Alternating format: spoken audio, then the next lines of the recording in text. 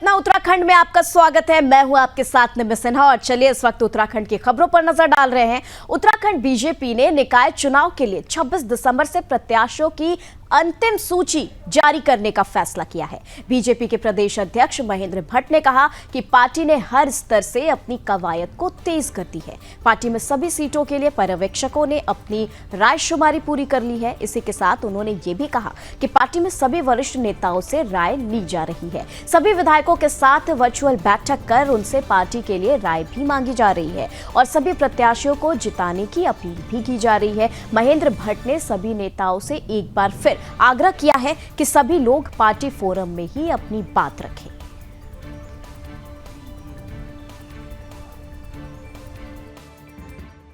इस तारीख को हम लोगों ने प्रेक्षक भेजे, उनके हम अलग अलग बैठक करने वाले। 24 तारीख को हमारा कुमाऊं मंडल रहेगा और 25 तारीख को हमारा गढ़वाल मंडल के प्रेक्षकों की हम सब बैठने वाले हैं, जिसमें वार्ड तक के प्रत्याशी के चयन की प्रक्रिया को हम पूर्ण करेंगे और हम 26-27 तारीख के बाद से अपने प्रत्याशियों की घोषणा करना प्रारंभ कर देंगे। सने जहाँ जहाँ सहमति बनती चली जाएगी उनकी घोषणा करते चलेंगे। और चलिए खबर उधम सिंह नगर से, जहां उत्तराखंड में नए भू कानून की शुगबुगाहट तेज हो गई है। वहीं खटीमा में अनुसूचित जनजाति थारू समाज के लोगों ने नए भू कानून को लेकर आशंका जताई जा रही है कि उनको जमीनों भी भू कानून के अंदर रखी जाएगी। इसी के साथ उसको लेकर थारू समाज के लोगों ने तहसील जाकर उप जिलाधिकारी के माध्यम से मुख्यमंत्री को ज्ञापन सौंपा है, जिसमें उनका कहना है कि उनकी जमीनों को नए भू कानून से अलग रखा जाए और जो अवैध रूप से उसकी जमीन को कब्जा किए हैं उन पर भी कार्रवाई की जाए। दरअसल उत्तराखंड क्षेत्र में नया भू कानून पास होने की उम्मीद जग रही है। इसको देखते हुए आज थारू समाज ने बोला है कि यूसीसी की तरह उनकी जमीनों को नए भू कानून से अलग रखा जाए। जिसमें हमारे लोगों का नया भू कानून हमारे माननीय मुख्यमंत्री को ज्ञापन दिया एसडीएम के माध्यम से। उसमें ये हम कहना चाहेंगे, जो ये नया भू कानून की सर्वे करवाई है ना, उसमें मीटिंग में हमें तो बुलाया नहीं था वैसे, और गैर थारू ने मवाद रखी थी। थारुओं की जो ज़मीन हमने खरीदी है उसको कब्जा दिया जाए और या जनजाति क्षेत्र घोषित किया जाए, तो ये इसका हम विरोध करते हैं, क्योंकि जनजाति क्षेत्र होने में हमारा तो नुकसान है। और दूसरी चीज़, भू कानून में कई हमने तो कहा कई ज़मीनें जो उस टाइप से लिए हैं जो कि दबंगता के कारण लिए है, किसी से ज़बरदस्ती कब्जा करा, उसको वो नहीं आना चाहिए। तो इस तरह हमने विरोध है, हमने वो दिया है ज्ञापन, मतलब ये चीज़ हमारे नहीं है। जिस तरह से हमने उसमें और लिखा है, जिस तरह से यूसीसी का जो कानून बनाया है ना, उसमें उत्तराखंड में जनजाति को बाहर रखा है। इसी तरह से ये भू कानून से भी अलग रखा जाए, तो मतलब थारू जनजाति, ये पूरी जनजाति को अलग ही रखा जाए। थारू समाज के लोग खटीमा के मेरे पास आज आए थे। उनके कुछ आशंकाएं हैं, जो नए भू कानून हमारे यहाँ बन रहा है, वो चाहते हैं कि हम उनके हितों का ध्यान रखा जाए। तो उन्होंने एक ज्ञापन माननीय मुख्यमंत्री के नाम से दिया है, जो मैं उचित माध्यम से माननीय मुख्यमंत्री जी को पहुँचा दूँ। वहीं नरेंद्रनगर में पेयजल आपूर्ति ठप होने से डोगरी न्याय पंचायत की 10 ग्राम सभाओं के ग्रामीणों ने ऋषिकेश बद्रीनाथ राष्ट्रीय राजमार्ग पर जाम लगा दिया। बता दें कि ग्रामीण बूंद बूंद पानी को तरस रहे हैं। सैकड़ों ग्रामीण ने हाथों में पानी के खाली बर्तन लिए और कंसर बजाते हुए ऋषिकेश बद्रीनाथ राष्ट्रीय राजमार्ग पर जाम लगा दी। इसी के साथ गुस्साए ग्रामीणों द्वारा सड़क पर जाम लगते ही जल संस्थान और जल निगम के अधिकारी मौके पर पहुंच गए। बता दें कि ग्रामीणों का कहना था कि उनकी 10 ग्राम पंचायतों में 1.5 दर्जन से अधिक गांवों में लोग बूंद बूंद पानी के लिए तरस रहे हैं। ग्रामीणों के जाम लगाने के बाद जल निगम और जल संस्थान के अधिकारियों ने ग्रामीणों के साथ लिखित समझौता किया। बता दें कि यह समझौता जल निगम देवप्रयाग के अधिशासी अभियंता दौलत राम बेलवाल और जल संस्थान के अधिशासी अभियंता NP सिंह, रविंद्र सिंह नेगी और अवर अभियंता मीनाक्षी अर्जुन सिंह और मिकी रावत सहित ग्रामीणों की मौजूदगी में ये किया गया है। ऑफिसों के चक्कर काटने पानी के लिए और बार बार चक्कर काटने के बावजूद भी जब हमारी मांगें स्वीकृत नहीं हुई, हमारी समस्या पे ध्यान नहीं दिया गया, तब मजबूर होकर के आज आंदोलन करना पड़ा। और ये आंदोलन जल जीवन मिशन की कई लाइनें बिछा रखी है। सरकार ने जो मिशन के तहत जो जल लाइन बिछाई, मगर उसमें पानी नहीं आने के कारण आज हमें मजबूर होकर के जो आंदोलन करना पड़ रहा है।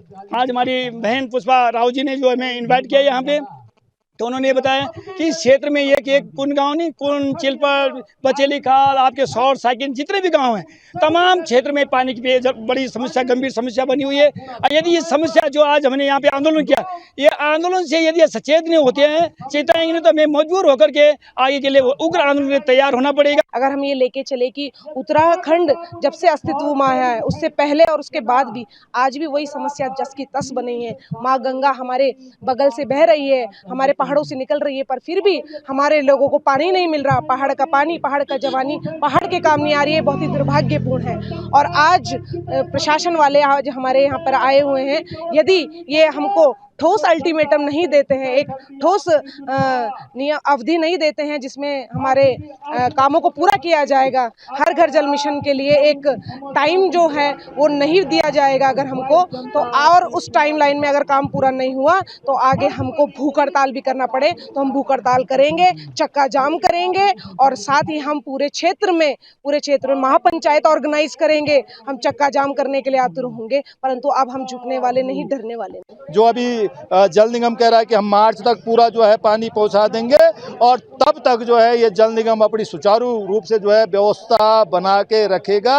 लेकिन हमने इनसे भी पूछा है पूरा कि आप वो बात यहाँ पर करिएगा जो आप कर सकते हैं, नहीं तो जो आज ये समय सीमा इनको दी जा रही है, इसके बाद अगर ये काम नहीं करते हैं तो आज तो ये सांकेतिक था, इसके बाद ये बहुत बड़ा जन आंदोलन के रूप में यहाँ पर जो है ये पानी की समस्या के लिए जो है लोग उतरेंगे।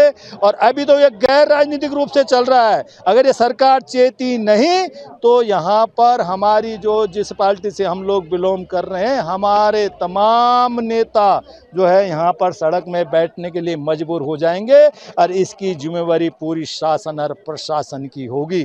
इसलिए समय रहते वो चेत जाएं। यहाँ की जो भागीरथी जो ये बिलंगम नदी है वहाँ से पानी शुरू होना है। इंटेक वेल अभी तक जो है अक्टूबर तक पानी में जलमग्न था, नदी के पानी में। उसके बाद जैसे अक्टूबर में पानी का लेवल नीचे हुआ, उसके बाद हमने वहाँ पर काम शुरू कर दिया है। राइजिंग मेन हमारी ऑलमोस्ट कंप्लीट है, टॉप CWR भी बना हुआ है चमराड़ा देवी में, और WTP का वाटर ट्रीटमेंट प्लांट है जो, उसमें भी हमारा 80% काम पूरा हो चुका है। हम पूरा प्रयास करेंगे, संबंधित ठेकेदार को निर्देशित किया गया है कि जल्दी से जल्दी जो है इसमें कार्य और प्रगति लाएं कार्य करने में, और शीघ्र जलापूर्ति हो सके। होता तब तक के लिए व्यवस्था क्या है, क्योंकि पानी तो बहुत जरूरी है। तब तक की व्यवस्था जल संस्थान, अभी जलापूर्ति जल संस्थान नहीं करता है, उत्तराखंड जल संस्थान पहाड़ आपूर्ति करता भी है और करता भी रहेगा, आगे भी करेगा, करता भी आ रहा है। वहीं नए साल के दौरान उत्तराखंड में ठंड बढ़ने के आसार नजर आ रहे हैं। मौसम विभाग ने प्रदेश के पर्वतीय जिलों में बारिश के साथ ही बर्फबारी का अंदेशा भी जताया है। मौसम विभाग के मुताबिक देहरादून के पर्वतीय इलाकों समेत उत्तरकाशी, रुद्रप्रयाग, चमोली, टिहरी, बागेश्वर, पिथौरागढ़ और अल्मोड़ा जिले में हल्की बारिश और बर्फबारी की संभावना है।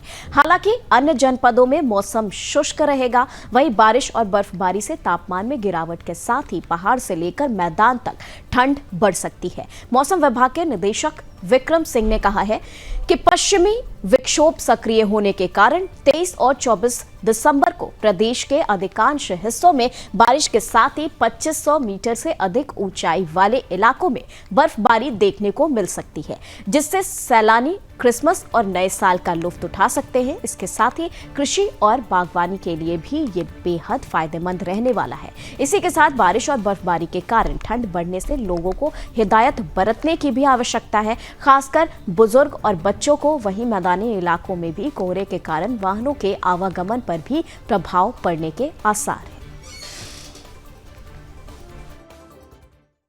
देखिए, उत्तराखंड के लिए मौसम की बात करते हैं। आज 23 तारीख आपकी दिसंबर की हो गई है, और 23 और 24 में 2 दिन ये जो है जो पश्चिम विक्षोभ है उसका असर यहाँ पर भी देखने को मिलेगा।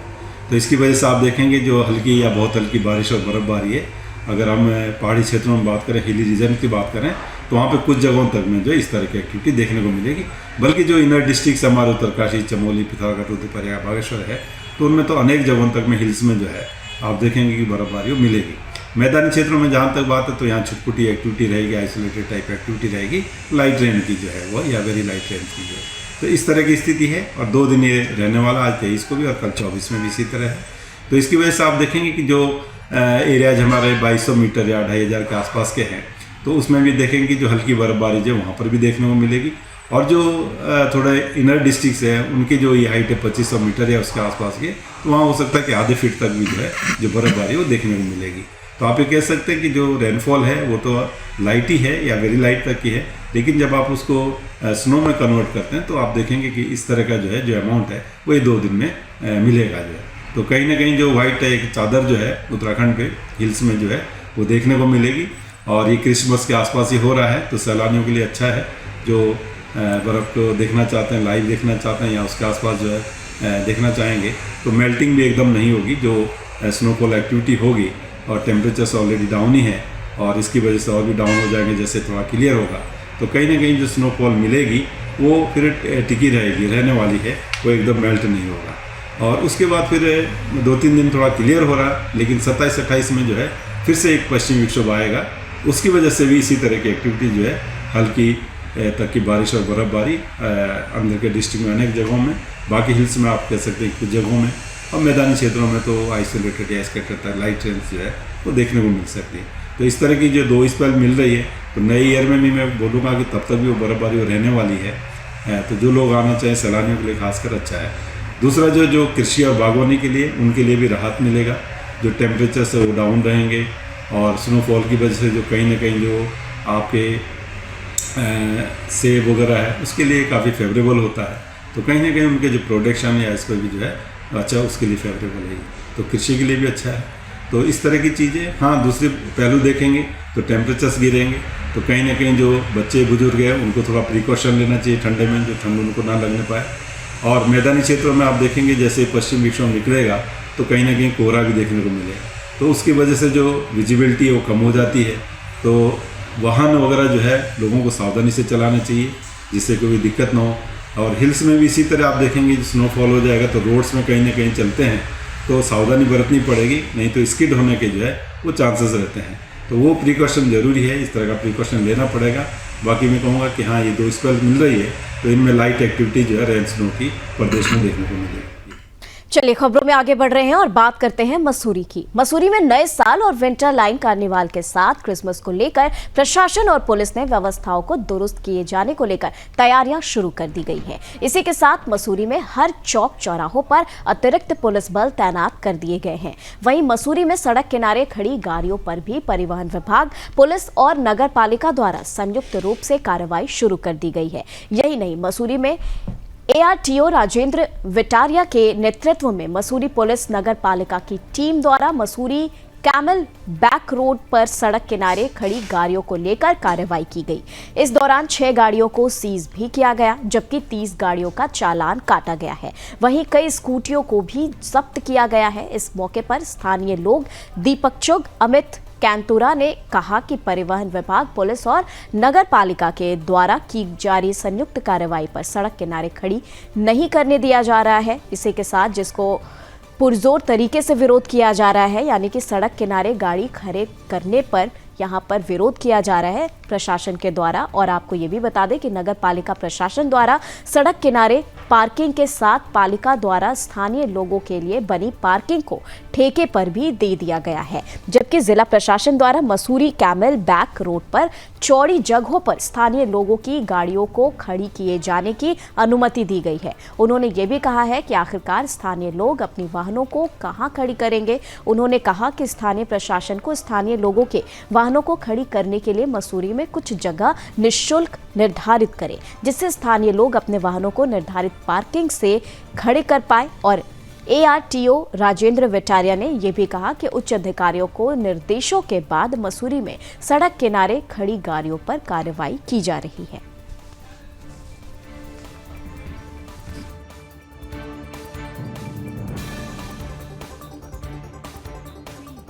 प्रॉब्लम शहर में ऐसी प्रॉब्लम है सर, पहले तो जो लोकलों के लिए निर्धारित पार्किंग थी मसूरी में, जैसे आपका लंडौर था और घंटाघर पे था, वो तो शासन प्रशासन उसको ठेके में दे रहा है और लोकलों को बोला तुम जाओ भाड़ में, हम इसको देके पैसे कमाएंगे।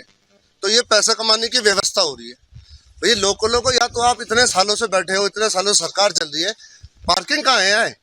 लोकलों को पार्किंग बनाओ, दो उनको साल भर के पैसे लो, मतलब सब कुछ लोकल करे, शहर प्रशासन शासन कुछ न करे, और उसके बाद आके सारे चलान प्रक्रिया करके सबको परेशान करके हटाया जा रहा है। पूर्व में भी कोई योजना नहीं बनी यहाँ पार्किंग के लिए? योजना बनाओ आप, एक साल से शासन प्रशासन बैठा हुआ है, बनाओ, चिन्हित करो कि जहाँ पे 2 गाड़ी जाने की जगह है वहाँ पे 2 की 4 गाड़ियाँ खड़े होंगी, पूरी माल रोड पे बना दो, जगह बना दो। यार हम फिर हमें 1000 का पास होता था, उसे बढ़ा के पहले 3500 का करा गया, 2000 का पास करा गया, वो पैसे क्यों बढ़ाए गए? खड़ी करने की आ रही है। हम यहाँ रहते हैं, कैमल बैग में मकान है, कुंडी में मकान है, यहाँ पे ये कैमल बैग रोड छोड़ी गई थी भाई लोकल के लिए। लोकल का पास दे रहे हैं आप 2000 का बना के, अंदर आने का, गाड़ी कहाँ खड़ी करें? सारी पार्किंग है तो दे दी है ठेके पे। अब टाउन हॉल वाली पार्किंग है वो दे जाए हमको, लोकलों को, हम कहाँ खड़ी करें गाड़ियाँ? आ जाते हैं चलान करने, जब देखो ऐसे थोड़ी होता है सर कोई। और कैमल बैग रोड में गोल्फ कार्ट को चलाया जाना है तो क्या उसको? नहीं, कार्ड को तो सर आप तब चलाओ ना जब आपके पास सड़क हो, जब व्यवस्था बनेगी। जब व्यवस्था ही नहीं आपके पास, आप लाई जा रहे हो इतनी लंबी लंबी गाड़ियां चलाने के लिए शहर में क्या आपने इधर हाईवे खोलना है क्या? शहर में तो माल रोड किस लिए होता है? जो अंग्रेजों ने बनाया था वो पैदल चलने के लिए बनाया था, गाड़ियों के लिए नहीं बनाया था। आप तो सब भूल गए। एक बच्चा छोड़ के देखो, गाड़ी के नीचे भी आ जाएगा बच्चा भी। मतलब कार्ड किस लिए चला रहे हो आप? माल रोड आदमी के लिए, गाड़ियों के लिए आप कार्ड चलाओ तो माल रोड से बाहर चलाओ। माल रोड में तो आप जाम में फंसोगे, कार्डों का हाल भी देखना, रोज एक्सीडेंट और रोज झगड़े होंगे। यहाँ पर अभी 6 गाड़ियाँ जो है हमने सीज की है, और साथ ही एक कार जो है हमें मिली यहाँ पर नो पार्किंग में खड़ी हुई। तो आज जो है बहुत जो यहाँ पे जाम की समस्या लग रही थी, उसके खिलाफ जो है हमने एक कार्यवाही की, जॉइंट इंस्पेक्शन किया है, जिसमें जो है हमारे 30 से ऊपर जो है हमने आज चालान किए होंगे और 6 वाहनों को सीज किया। शासन देखिए पूरा तरह से तैयार है। हम लोग जो है इस बार जाम से निजात पाने के लिए जो है शटल सर्विस, गोल्फ कार्ट, इस तरह की हम लोग जो है नई पहल करने जा रहे हैं। और अब जो है नो पार्किंग के चालान, और जो भी गाड़ियाँ यहाँ पर आएंगी उनमें पास की व्यवस्था और कहाँ पर पार्किंग नहीं है उनका सबका चिन्हीकरण भी किया जाए। फर्स्ट फेज़ में तो हम लोग ये करेंगे कि हम लोग जितने भी हमारे होटल्स की पार्किंग है उनका जो है हमारे पास रियल टाइम डेटा हमारे पास होगा। हम लोग पहले ये चेक करेंगे कि वहाँ पर अभी पार्किंग कितनी अवेलेबल है, और जैसे हमारे पास पार्किंग वहाँ पर ख़त्म होती रहेगी, फिर हम सब सेकंड फेज़ में फिर हम किंग एक पार्किंग को जो यूज़ करेंगे। और किंग लेक में जो 212 की पार्किंग हमारे पास बनी हुई है, अगर वो भी फिल हो जाती हैं, फिर हमारा थर्ड फेज़ में हमारे पास जो है गज्जी बैंड पर जो पार्किंग हमने 350 वाहनों की ली है, फिर हम उसको यूज़ करेंगे, और इन दोनों स्थानों से हम शटल को चलाएंगे। बिल्कुल, अभी जो है नगर पालिका के साथ जो है अभी ये इस पर एक जॉइंट इंस्पेक्शन किया जाएगा, और जो भी शहर में पार्किंग अवेलेबल है उनका एक इंस्पेक्शन करा के देख लिया जाएगा। फिर जो है जो लोकल्स की जो समस्याएं हैं उनका भी समाधान जरूर निकाला जाएगा।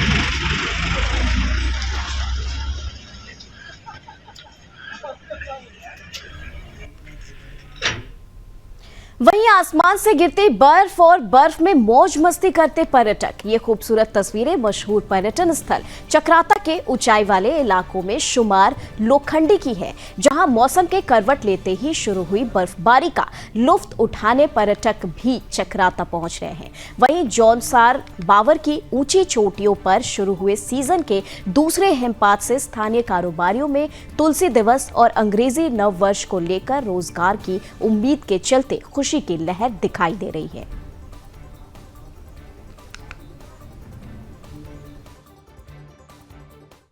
यह सीजन की दूसरी बर्फबारी लोखंडी चक्राता में शुरू हो चुकी है, और जो कि काफी अच्छी बर्फबारी हो रही है, और जो है कई जगह जगह से दूर दराज से जो है पर्यटक भी आ चुके हैं लोखंडी में लाइव बर्फबारी देखने।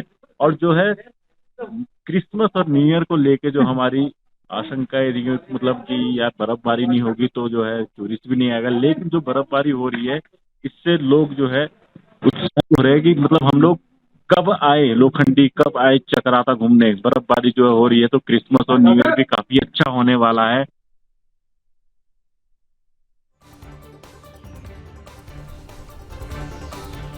वहीं उत्तराखंड में निकाय चुनाव की अधिसूचना इसी सप्ताह जारी हो सकती है और प्रदेश के शहरी विकास मंत्री प्रेमचंद अग्रवाल ने इसको लेकर कहा कि चुनाव को लेकर सभी तैयारियां पूरी हो चुकी हैं। उत्तराखंड के 100 नगर निकायों में मेयर अध्यक्ष से लेकर वार्डों की आपत्तियों का निपटारा रविवार को देर रात तक कर दिया जाएगा। इसी के साथ कर दिया गया है और इसके साथ ही शहरी विकास निदेशालय ने दोनों रिपोर्ट शासन को भेज दी है। शहरी विकास मंत्री प्रेमचंद अग्रवाल ने सभी राजनीतिक दलों और संभावित दावेदारों को कहा है कि वो चुनाव के लिए अपनी तैयारियां शुरू कर दे। कभी भी चुनाव की अधिसूचना जारी हो सकती है। शहरी विकास निदेशालय ने मेयर, नगर पालिका और नगर पंचायत अध्यक्षों के आरक्षण पर आई आपत्तियों का निपटारा करके शासन को रिपोर्ट भेज दी है।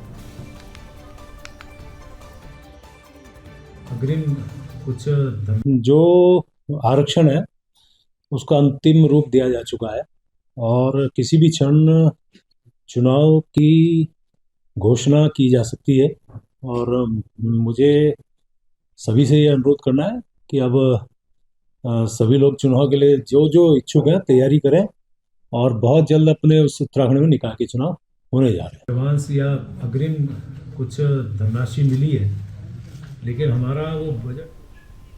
मसूरी में टिहरी से बीजेपी विधायक किशोर उपाध्याय ने पूर्व मुख्यमंत्री हरीश रावत पर हमला किया। उन्होंने कहा, दरअसल हरीश रावत की एक फोटो में पैरों में भगवान श्री गणेश की मूर्ति रखी गई है, जिससे देश भर के सनातनी आहत हुए हैं। वहीं मसूरी में पत्रकारों से बातचीत करते हुए टिहरी से बीजेपी विधायक किशोर उपाध्याय ने कहा कि पूर्व मुख्यमंत्री हरीश रावत की एक फोटो सोशल मीडिया पर वायरल भी हो रही है, जिसमें उनके द्वारा भगवान श्री गणेश जी की मूर्ति पैरों पर रखी हुई है, जिससे साफ है कि हरीश रावत द्वारा सनातन धर्म को मानने वाले लोगों का अपमान किया जा रहा है। उन्होंने ये भी कहा कि हिंदू धर्म में सभी शुभ काम श्री गणेश जी की पूजा से ही करते हैं। ऐसे में भगवान श्री गणेश को पैरों में रखकर हरीश रावत क्या दिखा रहे हैं, ये तो किसी को नहीं पता है, लेकिन उनके द्वारा सनातन धर्म को मानने वाले लोगों का अपमान किया जा रहा है, जिसको लेकर हरीश रावत को इसको लेकर तत्काल सनातनियों से माफी मांगनी चाहिए। मैंने एक जो बहुत ही विद्वान हैं और शब्दों का जो उनके पास भंडार है, मेरे ख्याल से बहुत कम लोगों में होगा, राजीव नयन बहुगुणा जी, और उनकी बहुत तीक्ष्ण दृष्टि रहती है और वरिष्ठतम पत्रकार भी हैं इस प्रदेश में। मैंने भी उनका एक पोस्ट देखा है जिसमें कि एक स्वनाम धन्य बहुत बड़े आदमी ने, जो गेंठी से लेकर के पता नहीं क्या क्या खाते रहते हैं भगवान जाने, गणेश जी को जो है पैरों में रखा हुआ है, ऊपर जो है वो संविधान और साथ में अम्बेडकर जी को रखा हुआ है। तो मेरे ख्याल से पहले भी एक बार उन्होंने शुक्रवार की छुट्टी कर दी थी, एक बार उन्होंने एक यूनिवर्सिटी बनाने की बात कर दी थी, और कभी वो एक शब्द मैंने दिया था, एक बार उत्तराखंडियत तो मेरे शब्दों को चुरा उरा करके जो है, लेकिन सबसे बड़ी बात यह है कि इससे उनकी और उस पार्टी की मानसिकता पता चलती है। देखिए, गणेश जी हमारे शुभंकर है। और चलिए बात कर रहे हैं टिहरी की। मसूरी में टिहरी से बीजेपी विधायक किशोर उपाध्याय ने मसूरी में पत्रकारों से बातचीत करते हुए कहा कि सभी लोगों को हिमालय को बचाने को लेकर काम करना होगा। उन्होंने कहा कि दिन प्रतिदिन हिमालय से बर्फ खत्म होती जा रही है और अगर हिमालय से बर्फ खत्म हुई तो न तो गंगा बचेगी और न ही यमुना और न ही टिहरी झील। उन्होंने ये भी कहा कि टिहरी पर्यटन की दृष्टि से तभी विकसित होगा जब टिहरी बांध में पानी रहेगा। उन्होंने कहा कि देश विदेश वैज्ञानिक कह रहे हैं कि 1 दशक के बाद हिमालय पर एक बूंद बर्फ नहीं रहेगी। उन्होंने आगे कहा, बर्फ से लगातार ढके रहने वाला बंदरपुंज पर वर्तमान में एक बूंद बर्फ नहीं और यही गंगा और यमुना का उद्गम होता है। इसी के साथ उन्होंने कहा है कि अगर गंगा और यमुना ही समाप्त हो जाएगी तो उससे अंदाजा लगाया जा सकता है कि किस तरीके का दृश्य पूरी दुनिया का होगा। उन्होंने आगे कहा कि उनकी इच्छा है कि वो टिहरी जिले को मेडिकल, टूरिस्ट और शिक्षा का डेस्टिनेशन बना सके और एक बड़ी यूनिवर्सिटी का निर्माण भी कर सके। इसके अलावा उन्होंने कहा है कि उत्तराखंड के परिसीमन के बारे में अभी से ही चिंता करनी होगी। 2004 में परिसीमन हुआ था, लेकिन उत्तराखंड का दोबारा परिसीमन किया जाए और उत्तराखंड में 101 विधानसभा की सीट, 11 लोकसभा की सीट और 5 राज्यसभा की सीट हो सके, जिससे उत्तराखंड के पहाड़ी क्षेत्रों का विकास हो सके। उन्होंने आगे कहा कि उत्तराखंड का 72% क्षेत्र जंगल का है।